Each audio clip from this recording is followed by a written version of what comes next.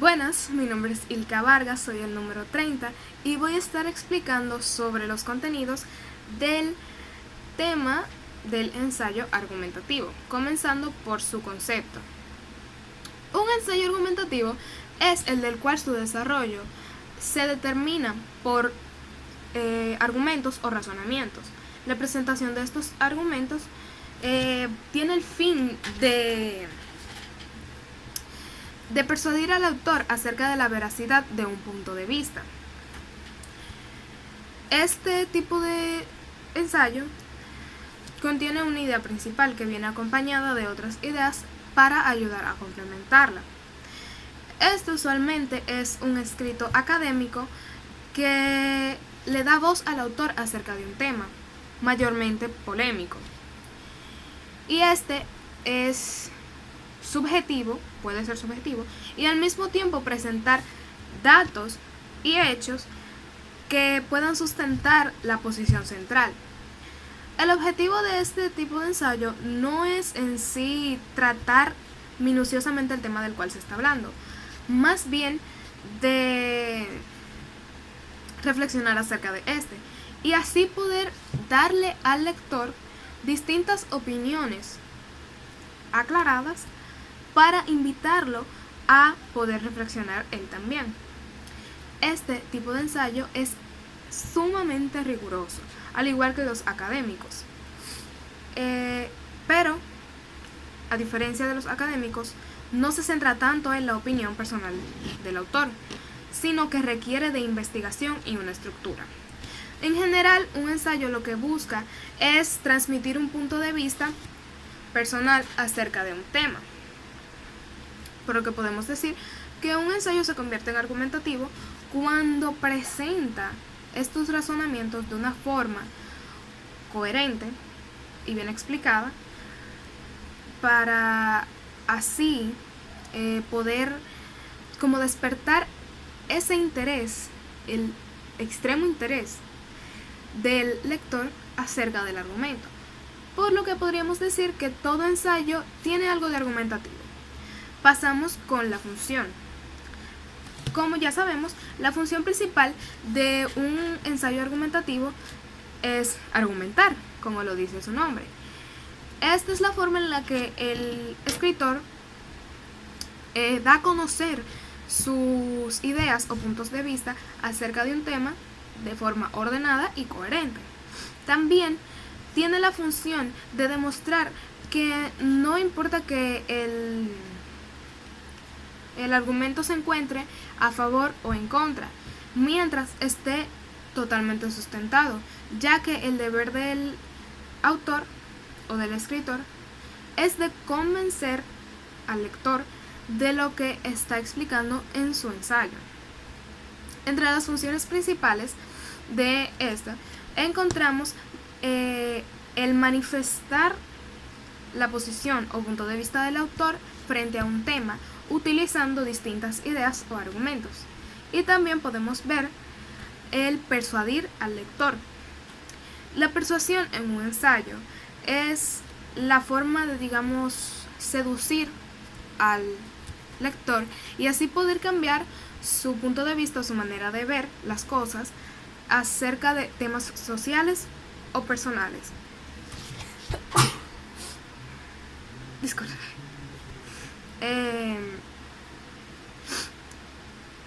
Disculpe. Acerca de temas sociales o personales. Este tipo de ensayo puede utilizar recursos literarios para poder lograr este cometido. Sin embargo, no es ni novela ni trabajo de ficción, por lo que no debe depender totalmente de esto. La efectividad de la persuasión, en el caso de un ensayo, depende bastante de la capacidad explicativa, argumentativa y hasta narrativa del escritor, y también de su prestigio y renombre como tal. En cualquier caso, si el objetivo del escritor es cambiar totalmente el punto de vista del lector, debe tratar de hacerlo de cualquier forma sin ser tedioso o aleccionador. Pasamos con el tema de la intención comunicativa. La intención comunicativa es el objetivo que perseguimos cuando hablamos, escribimos o emitimos un mensaje. Si se quiere como informar sobre algo, se usan distintas características. En cambio, si se quiere como explicar el procedimiento de hacer algo, el lenguaje va a variar. Tanto la estructura como las palabras usadas son distintas en cada caso. Sin embargo, a pesar de todo esto, un mismo mensaje puede contener más de una intención comunicativa. Existen distintos tipos de intenciones comunicativas. Entre estas están la intención informativa, la intención persuasiva y la intención apelativa. La intención informativa es la que, como su nombre lo dice, se usa para informar. Esta utiliza datos, hechos, opiniones, sucesos y acontecimientos para su uso, para que el lector pueda entenderlo correctamente. Un claro ejemplo puede ser una noticia, ya que usa acontecimientos, sucesos, hechos que ya han pasado y que pueden ayudar a que el lector comprenda mejor. La intención persuasiva es la que se usa cuando se quiere convencer a alguien de algo. Por ejemplo, un anuncio publicitario busca que realicemos alguna transacción o alguna compra. Tanto la argumentación como las palabras que se usan son sumamente importantes. Todo realmente tiene importancia al momento de convencer o persuadir. Y por último, la intención apelativa, que es la utilizada cuando se quiere ordenar algo. Para esto se debe usar un mensaje claro y directo. Por ejemplo, cuando se quiere dar la orden de silencio, se usa un mensaje claro y directo para que la persona o lector lo comprenda correctamente. Pasamos con el tema de las formas verbales. Las formas verbales son cada una de las relaciones que tiene un verbo. Al conjunto de estas se les llama conjugación. Cada forma verbal como guarda o sigue utilizando la misma raíz, pero lo demás cambia dependiendo el tiempo, la persona, el número, el modo y hasta el aspecto. Cada forma verbal tiene un significado propio, es decir, que tienen significados distintos cada una. Las formas verbales se dividen en dos tipos. El primero son las formas simples que contienen una sola palabra, por ejemplo, cantas, y las formas compuestas que contienen más de una, por ejemplo, había cantado. Un argumento es la expresión. Pasamos con el tema de los argumentos. Un argumento es la expresión o razonamiento que puede presentarse de manera tanto escrita como verbal.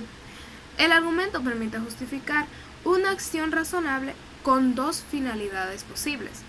La primera, de persuadir al receptor o lector, y la segunda, de transmitir un contenido con veracidad. Bien, un argumento debe ser coherente, preciso y conciso, sin exhibir contradicciones. Solo así podrá ser cumplido su objetivo principal, y de no ser así, será rechazado por el lector. Bien, pasamos con los tipos de argumentos. Obviamente los tipos de argumentos utilizados para un ensayo argumentativo. Se encuentran las analogías. Las analogías son las relaciones que son utilizadas para indicar el parecido o semejanza que tienen dos objetos, cosas, personas distintas. El concepto de analogía también puede ser utilizado para referirse a el razonamiento que sirve para identificar características similares entre dos seres o cosas distintas. Básicamente lo mismo. Luego tenemos las contradicciones. Las comparaciones. Las comparaciones son aquellas acciones de comparar, es decir, de identificar las diferencias y las semejanzas entre dos o más elementos, ya sean personas, objetos, lugares o cosas. Hacer una comparación comienza por establecer un elemento en común a partir del cual se realizará, ya que no tiene sentido comparar dos cosas de distinta naturaleza. Es decir, no tiene sentido comparar un vaso con una persona. Bien, luego están los ejemplos. Los ejemplos son casos o hechos que pueden servir tanto como modelo a seguir como para ser evitados. También un ejemplo es cada acción o conducta que se puede inclinar a lo inminente. Es el caso de un hombre que actúa como un buen padre de familia con una conducta intachable, extraordinaria, por lo que su conducta puede ser imitada, es decir, es una conducta que puede ser copiada, ya que es positiva y que puede ser beneficiosa para quien la copie. Al mismo tiempo, hay conductas perjudiciales que son mal vistas y por esta razón no deben ser copiadas, es decir, que son un mal ejemplo. Luego están las teorías o generalizaciones. Una teoría es un término el cual significa básicamente observar, contemplar o estudiar y se refiere a pensamientos de especulación. Es decir, el pensar y tener la teoría de, el espacio será real, algo así. Están los argumentos de causa-efecto. El principio básico para establecer una causa-efecto consiste en demostrar los efectos de un experimento después de su causa. Normalmente el efecto es más largo que una causa, aunque no siempre es de esta forma, a veces se contrarian y es un poco complicado para la comprensión de quien lo está leyendo. Están los hechos, que es todo aquello que ocurre, las acciones, las obras o la cuestión a la cual se hace referencia. Para poner algunos ejemplos de su uso, digamos, 8 personas fueron detenidas a raíz del hecho delictivo en el banco. Eso no me importa. El hecho es que está mintiendo otra vez. O hubo un hecho que cambió la vida del famoso deportista. Ese tipo de cosas. Esos son hechos. Están los datos estadísticos. Estos argumentos muestran datos que son de cierto modo objetivo y que también dan un rigor y carácter científico al texto, o en este caso al ensayo. Están por último los argumentos de autoridad. Estos se tratan de un recurso que se basa en testimonios o citas de personas, normalmente personas célebres o citas célebres en muchos casos, o especialistas en el tema sobre el cual redactamos nuestra argumentación. Está el contraargumento. El contraargumento, siguiente tema, se define como un argumento que se usa a modo de respuesta ante otro hecho ya ocurrido. Es un razonamiento que resulta opuesto a un juicio precedente.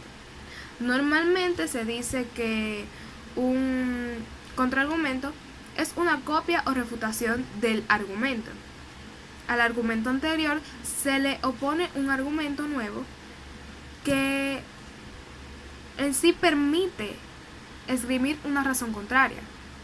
Es sumamente importante tener en cuenta que un argumento no tiene un único contraargumento.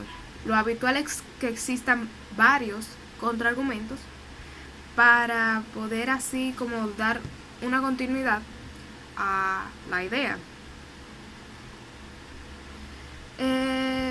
Tomemos el caso de las discusiones entre los miembros de un movimiento terraplanista, que es el movimiento de las personas que dicen que la Tierra es plana. Bien, y los integrantes de una comunidad científica que aseguran que la Tierra es esférica. Los terraplanistas argumentan que la Tierra es una superficie plana que flota en el espacio, con la Luna y el Sol moviéndose en torno a ella. La ciencia, en cambio, presenta como contraargumento las evidencias de las imágenes satélites y los fundamentos de la ley de gravedad para rechazar sus creencias y poder así contradecir, que es el objetivo del contraargumento, sus argumentos. Tenemos como siguiente tema los conectores de orden. Los conectores de orden, o mejor conocidos como conectores ordenadores, son los que indican un orden en una oración e introducen partes del discurso de forma coherente. Estos conectores son de los que más ayudan a dar coherencia a un texto. Los conectores de orden son sumamente necesarios. Se busca enumerar una serie de elementos de una misma naturaleza. Su principal función es la de crear una relación de orden entre las ideas de un texto. También jerarquizar contenidos de un mismo tema. Entre los conectores de orden podemos encontrar los que dan comienzo a un discurso. Estos son empleados, como ya dije, para dar comienzo o inicio a un discurso, e incluso para iniciar un párrafo nuevo, que refute la idea de que se está empezando de una buena forma, bien sea una explicación o un relato. Están los conectores de cierre de discurso, que son los que introducen la última idea y dan cierre al discurso o al texto. Están los de transición, que estos cumplen la función de incluir transiciones a otras ideas o temas dentro del discurso, es decir, que son los conectores de orden que ayudan a cambiar de una idea a otra. Bien, pasamos con el tema de los conectores de digresión. Muchas personas se confunden entre disgresión y digresión. Bien, un conector de digresión es un cambio temporal del tema en el transcurso de un relato, o más bien en un discurso, para evocar una acción contraria o para hacer intervenir al narrador o al autor, cuyo efecto es romper el hilo que lleva el discurso con un cambio de tema inesperado.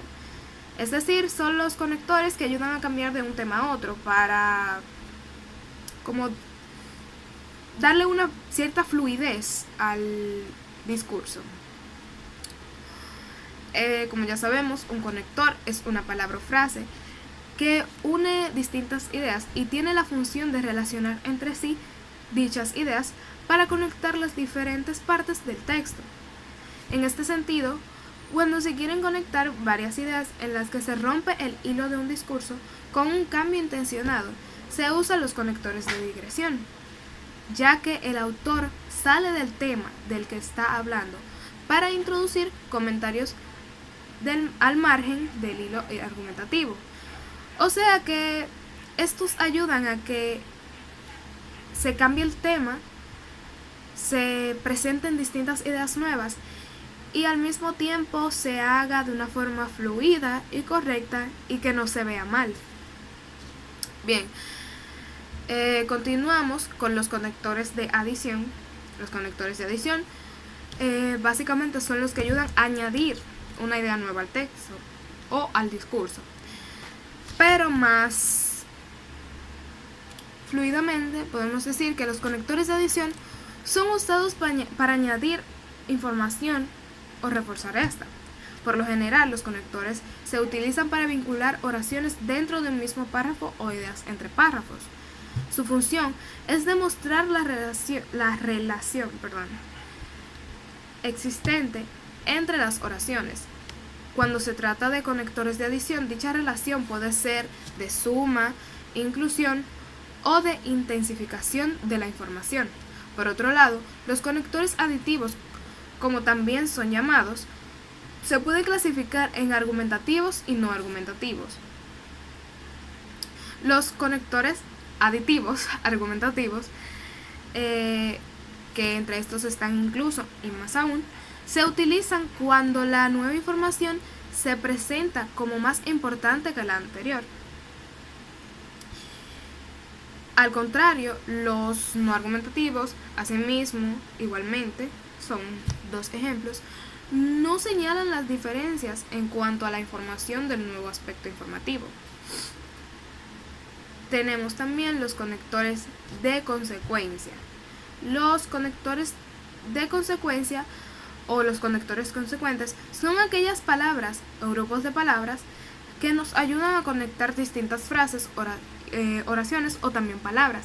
Gracias a ellas se pueden mostrar relaciones entre ideas distintas y se puede mejorar la expresión al hacer oraciones más largas y complejas. Por ejemplo, una frase puede ser: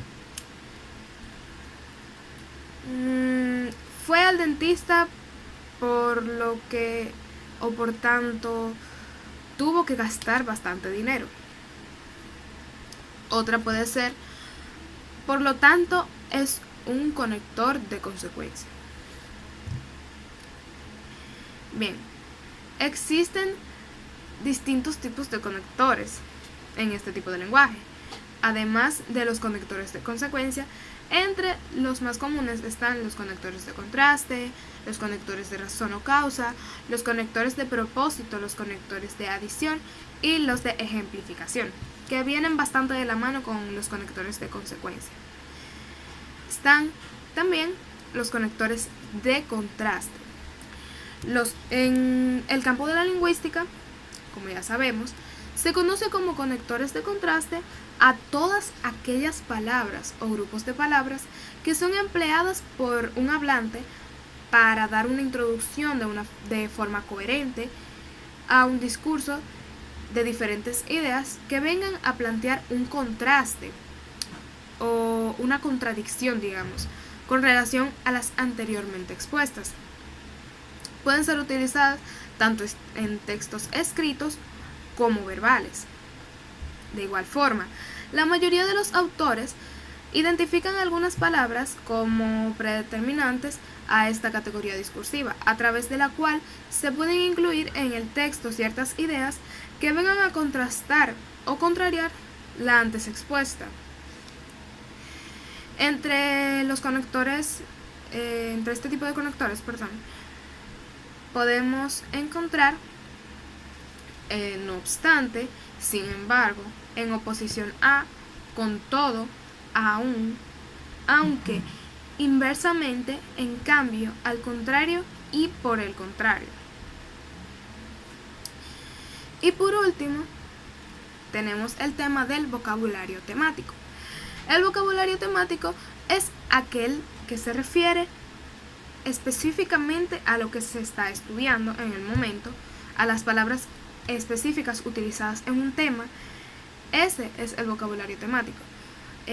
No son todas las palabras. No es que se tenga que copiar o podríamos decir estudiar cualquier término, sino que no hay un número determinado de palabras. Pueden ser millones de palabras.